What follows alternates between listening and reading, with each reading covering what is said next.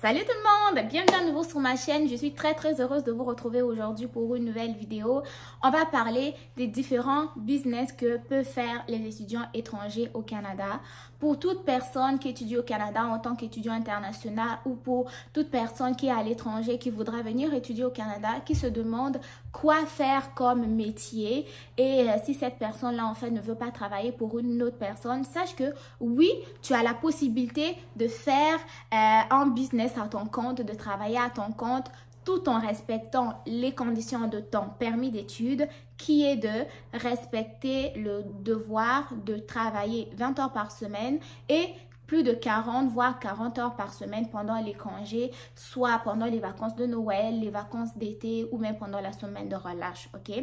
Donc moi, tout de suite, je vais te lister quelques métiers, voire professions que tu peux faire en travaillant à ton propre compte et en gagnant de l'argent, ok? Suffisamment d'argent, pourquoi pas même suffisamment d'argent pour subvenir à tes petits besoins personnels, ok? Le premier métier ou le premier business que tu peux faire, c'est ouvrir une page Facebook où tu peux mettre tes talents de coiffeur ou coiffeuse. Je m'explique. Pour une fille, ok? Ça, je le dis, je pense que je l'ai déjà dit dans plusieurs vidéos, le business des tresses, le business de la coiffure.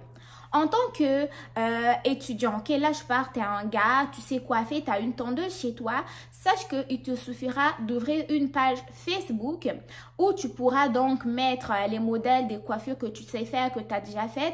Et ensuite de ça, si tu veux, tu peux mettre le prix de la coiffure ou tu peux inviter les clients à te contacter inbox pour leur offrir donc tes prestations, ok? C'est en inbox où tu vas leur dire que cette coupe-là, je la facture tant, et là, vous allez vous entendre au niveau du prix, du mode de paiement et même aussi de disponibilité. Sache qu'en faisant ça et en travaillant 20 heures par semaine, tout en travaillant à ton compte, donc en facturant le prix de tes services selon donc la qualité, tu peux te faire suffisamment d'argent sans pour autant violer les conditions qui sont reliées à ton permis d'études.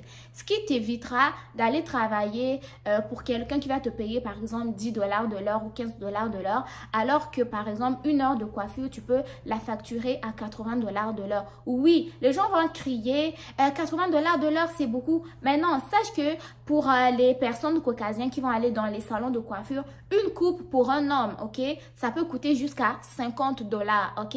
Et même là, faut batailler assez fort pour avoir de la disponibilité parce que ici, pour trouver la disponibilité au niveau des salons de coiffure, c'est assez dur, ok? Non seulement pour les femmes, mais aussi pour les hommes, c'est assez dur. Deuxième business que tu peux lancer, ok? Là, j'ai parlé pour les hommes et pour les femmes. Les femmes aussi, vous pouvez ouvrir vos pages Facebook où vous allez énoncer vos différentes prestations. Surtout pendant l'été, c'est le moment où vous faites beaucoup de cash parce que il fait chaud, tout le monde voyage, tout le monde va avoir la tête aérée parce qu'il fait extrêmement chaud. C'est là que le business des tresses va être assez rentable. Ça, c'est pour les femmes blanches qui veulent se faire des tresses. Sinon, pour nous, les femmes noires qui nous faisons des tresses à l'année, ça peut être aussi payant, donc vous pouvez avoir même des clientes fidèles qui vont venir se faire coiffer chez vous ou ben des femmes blanches ou des hommes blancs qui veulent se faire des tresses pour aller soit dans le sud ou simplement pour changer de coiffure, ok? Donc ça peut être un business assez rentable. Deuxième business, toujours dans le domaine de l'esthétique, vous pourrez faire ce qu'on appelle la pose des extensions de cils, ok? La pose des extensions de cils chez vous à la maison, c'est assez payant. D'ailleurs, la petite formation, hein, il y a des formations qui vont coûter à peu près 300 $ pour la formation, 200 $, tout dépendamment de quel type de formation vous allez faire. Mais sachez que une pause, moi je me suis fait poser des cils une ou deux fois. Une première pause de cils, ça peut durer des fois 2 heures, voire 1 heure et demie, tout dépendamment du volume que vous voulez. Ça peut coûter jusqu'à 65 $. 65 $ pour 1 heure et demie, voire 2 heures. Donc, si c'est 65 $, vous avez à peu près 32,5 $ de l'heure. Oui, bien sûr, là, il faut compter le coût des produits, de la colle, des extensions et tout, mais ce sont des business qui sont rentables, que vous pouvez faire dans votre maison, dans votre appartement. Si vous louez une chambre, même dans votre chambre, vous pouvez inviter des clients, leur poser des cils à la maison. Toujours dans le domaine de l'esthétique encore, pourquoi pas faire de la manicure, pédicure chez vous, en travaillant à votre compte. Si vous saviez faire la pédicure, manicure depuis votre pays, vous pouvez toujours continuer à le faire ici. Là, vous allez travailler à votre compte, ok? Tant pour les hommes, tant pour les femmes. Ça ne veut pas dire que pédicure, manicure, c'est uniquement les filles qui le font, uniquement les femmes qui le font. Les hommes aussi peuvent le faire. Par exemple, au centre d'achat ici, ici au Saguenay, il y a des hommes qui font de la manicure. Ils vont te poser le vernis, ils vont te poser les ongles au calme, ok? Il n'y a pas de métier réservé aux hommes ni aux femmes. Donc, si toi, tu veux être autonome, travailler dans le domaine de l'esthétique au calme chez toi, ok? Tu prends le rendez-vous selon tes disponibilités et en respectant les 40 heures par semaine. Sache que tu peux gagner assez suffisamment d'argent pour te prendre en charge concernant ton loyer, ton alimentation et autres, ok? Ça, c'était vraiment plus le domaine de l'esthétique. Donc, dans le domaine de l'esthétique, j'ai parlé de la coiffure homme-femme, pose d'extension homme-femme, pédicure, manicure homme-femme, ok? Donc, ça, c'est des business que vous pouvez lancer assez facilement, assez rapidement dans le confort de votre petit appartement. Deuxième business que vous pouvez lancer, ok, en étant étudiant étranger, étudiant internationaux, c'est la tente de gazon. L'été au Québec, l'été au Canada, tout le monde tond son gazon, ok? Qu'est-ce qu'il vous faudra comme matériel pour tondre votre gazon? Il vous suffit simplement d'une tondeuse ou d'une coupe bordure. Une tondeuse, vous pouvez la trouver facilement sur Market, sur Facebook. Quand l'été arrive, il y a beaucoup de personnes qui vont solder leurs tondeuses, qui vont les vendre parce qu'ils veulent acheter des nouveaux modèles ou bien parce qu'ils ont fait appel à un service de tonte de gazon. Du coup, ils ne veulent plus tondre leur gazon eux-mêmes, donc ils vont s'en débarrasser. Donc, sache que avec une tondeuse que tu vas acheter 50 $, là, tu vas tondre des gazons pour 2 ou 3 personnes à 40 $ la tonte. Là, tu vas déjà, si par exemple, tu tends des gazons pour 4 personnes en leur facturant 40 $, ça fait 4 fois 4, ça fait 7, donc tu as déjà 160 $. Tu enlèves les 50 $ pour la tondeuse, il te reste 110 $. Tu enlèves, pourquoi pas, par exemple, 20 $ de l'essence de ta tondeuse, il te reste à peu près 80 $, ok? Donc, il faut vraiment réfléchir aux business qui vont vous permettre de gagner de l'argent et en enlevant les bénéfices. En fait, quand vous avez un salaire, ok? C'est mieux d'enlever les dépenses et que le bénéfice soit quand même assez considérable. Donc, ça ne sert à rien des fois d'investir et que vous n'avez pas de bénéfice. Je pense que vous êtes en train d'investir dans le vide, ok? Donc, le domaine de la tonte des gazons, c'est assez intéressant. Ça paye très bien. Et donc, une fois que vous avez eu votre tondeuse, vous allez simplement, une fois de plus sur Facebook, sur Market, vous publiez votre annonce que vous tondez les gazons selon les disponibilités. Vous pouvez mettre un numéro de téléphone ou demander aux gens de vous écrire inbox. Et là, vous allez pouvoir y aller, tondre leur gazon. Pourquoi pas? Vous pouvez vous déplacer. Si vous avez une voiture, c'est très bien. Si vous avez un ami qui a une voiture aussi, c'est très bien. Vous allez vous tondez, vous coupez le gazon, vous avez votre argent. Et voilà, ok? Donc, ça, c'était un business que je trouvais assez intéressant parce que il y a beaucoup de jeunes au Québec qui le font à leur compte selon l'été. Et j'ai trouvé que ça peut rapporter quand même beaucoup d'argent pour un étudiant étranger, ok? Troisième business, c'est le service de gardiennage d'enfants, ok? On ne se le cachera pas ici, le problème de garderie est très, oh, je sais même pas comment le définir, ok? Il y a un manque incroyable en termes de garderie, ok? Ce qui va faire que les gens, les mères, en fait, les personnes qui sont en congé de maternité, des fois, ils vont avoir la misère de retourner au travail parce qu'il n'y a personne pour garder leurs enfants. Il n'y a plus de garde, il n'y a plus de place, pardon, au niveau de garderie. Il n'y a même plus de place, même au niveau des garderies familiales, ok? Ce qui fait que ces personnes-là vont même faire des annonces sur Facebook, chercher qui peut garder leurs enfants, par exemple, de 8 h à 16 h pourquoi pas de 16h à 20h, ok? Donc, si toi, tu es disponible, par exemple, du lundi au mercredi ou du lundi, peu importe, tu as comme une période de 8h ou de 6h où tu peux garder un enfant, tu peux offrir tes disponibilités toujours sur Facebook. Les réseaux sociaux, là, c'est devenu comme une mine d'or, non seulement de poster les offres d'emploi et de recherche d'emploi, ok? Donc, tu peux simplement aller une fois de plus sur Market, faire ta petite publication, que tu es disponible pour des services de garderie, gardiennage d'enfants. Soit toi, tu veux aller garder ces enfants-là chez eux ou les parents peuvent emmener leurs enfants chez vous. Et là, vous allez donc vous entendre au niveau du prix, si tu veux facturer combien de l'heure, si tu veux facturer, je sais pas, comment par semaine, si vous voulez prendre un contrat, c'est comme... En fait, ça sera, vous allez vous entendre de la manière qui va t'arranger le plus, ok? Parce que c'est toi, il faut que tu étudies, en même temps, il faut que tu travailles. Déjà, si tu travailles en ton compte, donc il faut que tu sois vraiment capable de gérer un peu ta disponibilité, ton temps d'études et autres. Donc, le business de gardiennage d'enfants, je trouvais quand même assez intéressant. Voilà pourquoi je t'en ai parlé. Quatrième business, ok, je pense qu'on est rendu au quatrième business, c'est la cuisine et livraison des aliments. Cuisine et livraison des aliments. Certes, beaucoup de personnes vont se dire, ah ben, je peux aller travailler pour telle entreprise, faire juste de la livraison, je peux travailler pour telle personne, faire juste de la livraison. Mais sinon, toi, si tu as des talents de cuisine, tu es passionné de la cuisine, sache que tu peux faire la préparation des repas et les livrer. Dernièrement, j'ai vu une page Facebook d'une jeune dame qui avait publié les différentes recettes qu'elle faisait chez elle. Et donc, elle demandait aux personnes qui sont intéressées par la nourriture africaine de faire leur commande soit 2 jours à 3 jours d'avance. Et donc là, quand la personne va faire la commande, en fait, ils vont s'entendre c'est quoi le plat que tu veux, c'est quoi la date, c'est quoi l'heure. Et ensuite de ça, vous allez vous entendre au niveau du prix. Et elle, en fait, elle va venir te livrer, ok?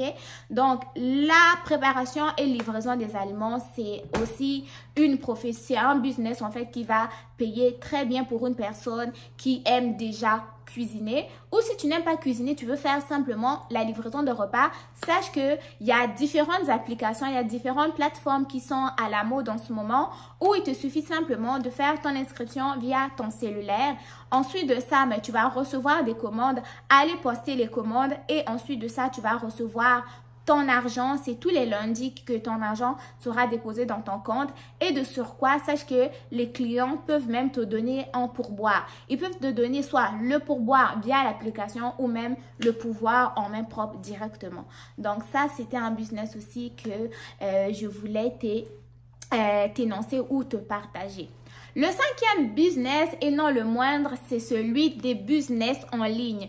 Beaucoup de gens ont dit que les étudiants étrangers n'avaient pas le droit de faire des business en ligne, que c'était uniquement réservé pour les étudiants canadiens parce que nous, le permis d'études, nanana, n'autorisait pas. Eh bien, sache que c'est faux. C'est faux et c'est faux.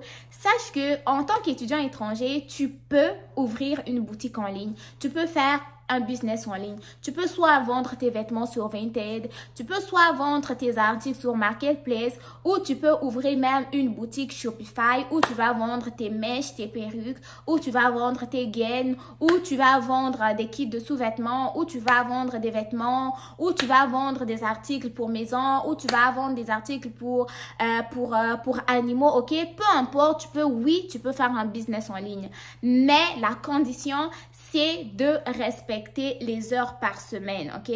Tu vas te dire que, oh, mais si je fais un business en ligne, qu'est-ce qui va prouver à l'agent d'immigration que je respecte vraiment les 20 heures par semaine, ok? En fait, là, je vais vous donner un exemple que j'ai discuté avec un étudiant international. Ce qui va se passer, c'est quoi? Quand toi, tu obtiens un permis d'études, le permis d'études, la condition, c'est travailler 20 heures par semaine pendant que tu étudies et 40 heures par semaine pendant les congés. Pourquoi 20 heures par semaine? 20 heures par semaine parce que ce sont des heures qui sont jugées acceptables dans le sens où si tu travailles 20 heures par semaine, ça veut dire que tu vas avoir assez de temps pour te concentrer sur tes études. Parce que tu ne peux pas travailler plus de 20 heures par semaine et avoir du temps pour étudier. Moi, si je prends mon exemple, lorsque je faisais ma technique, j'étais à temps complet du lundi au vendredi, j'avais l'école. J'avais juste samedi, dimanche pour pouvoir étudier, pour pouvoir travailler. Donc, si tu travailles déjà toutes les fins de semaine, par exemple 15 heures par semaine, ça veut dire que tu as quand même juste un tout petit peu de temps pour pouvoir te concentrer à tes études. De surcroît, si tu fais plus de 20 heures par semaine, ça va être un peu difficile pour toi de te concentrer sur tes études. Oui, il va y avoir certaines personnes qui peuvent le faire, mais toi, en tant qu'étudiant international, la condition sine qua non, c'est que il faut que tu réussisses à tout prix tes études. Donc, si par exemple, toi, tu es là à travailler plus de 20 heures par semaine, là, tu négliges tes études. Par exemple, tu échoues un cours, tu échoues 2 cours. Là, non seulement l'école, elle va t'appeler pour te dire qu'est-ce qui se passe, ok? Qu'est-ce qui se passe? Il faut que tu travailles sur cela. As-tu assez de temps pour travailler sur tes études? Mets-tu assez d'efforts et tout? Et là, lorsque ta condition ne t'améliore pas, tu es toujours en train de redoubler des cours, ça veut dire qu'il y a un problème quelque part. Soit tu ne prends pas tes études au sérieux, soit tu travailles trop et tu n'as pas le temps d'étudier comme il faut. Et c'est à ce moment-là que l'école va discuter avec l'immigration. Oui, ce n'est pas un secret. Si tu ne le savais pas, ben sache-le que l'école est toujours en communication avec l'immigration. Sachez que quand vous venez étudier au Canada, l'immigration suit de très près l'évolution de vos études. Ils savent quand vous avez échoué un semestre, quand vous avez échoué 2 semestres, non seulement sachez que quand vous avez eu votre permis d'études, c'était pour une technique par exemple de 3 ans, là vous allez déjà pour 4 ans, vous avez 1 an qui vient de s'ajouter, il y a déjà un problème. Là ils vont vouloir creuser qu'est-ce qui se passe, qu'est-ce que vous ne faites pas ou qu'est-ce que vous faites pour pouvoir échouer vos cours. Et c'est à ce moment-là que ils vont vous dire, soit vous vous concentrez comme il faut, vous réussissez votre année, vous réussissez votre semestre, soit vous allez pouvoir, vous pourrez même perdre votre permis d'études et même vous voir refouler dans votre pays. Raison pour laquelle, oui, vous pouvez faire des business en ligne, créer une boutique en ligne, mais sans mettre de côté vos études. Si vous faites ça comme il faut, vous travaillez, vous êtes fort, vous réussissez vos études, vous réussissez votre semaine, qu'est-ce qui va vous empêcher à créer votre business en ligne, à vendre vos vêtements sur les applications sur Vinted, tant que vous déclarez vos revenus et aussi tant que ce business-là que vous faites n'empiète aucunement sur vos études, ok? Donc ça, je tenais à le spécifier. Mais sinon, vous savez que pendant les vacances de Noël, vous pouvez travailler plus de 40 heures par semaine selon vos capacités. Mais lorsque vous êtes à l'étude de grâce, concentrez-vous sur vos études. Si votre business en ligne se gère tout seul, pourquoi pas vous pouvez le garder. Si votre business sur Facebook, vos tresses et tout n'empiète pas sur vos études, eh ben c'est tant mieux. Sinon, c'est ce que je voulais vous partager aujourd'hui. Oui, c'est possible de faire des business en ligne en étant étudiant étranger parce que lorsqu'on vous donne votre permis d'études qui vous donne la capacité de travailler, il n'y a aucune mention qui vous dit interdiction de faire du business en ligne ou interdit d'ouvrir une boutique en ligne. Ça, ce n'est pas réservé pour les étudiants étrangers. Non, il n'y a aucune mention de cela. La condition première, c'est simplement vous concentrer sur vos études afin de réussir votre programme. Et donc voilà, chers amis, la vidéo va s'arrêter ici. Je ne la voulais pas assez longue. J'espère que vous avez aimé la vidéo et que le sujet vous a intéressé. Si tel est le cas, n'hésitez pas à me dire ce que vous en avez pensé dans les commentaires. N'oubliez pas de vous abonner, de liker la vidéo et on se retrouve très bientôt pour une nouvelle vidéo. Prenez soin de vous et bon succès dans vos différentes démarches. Bye bye!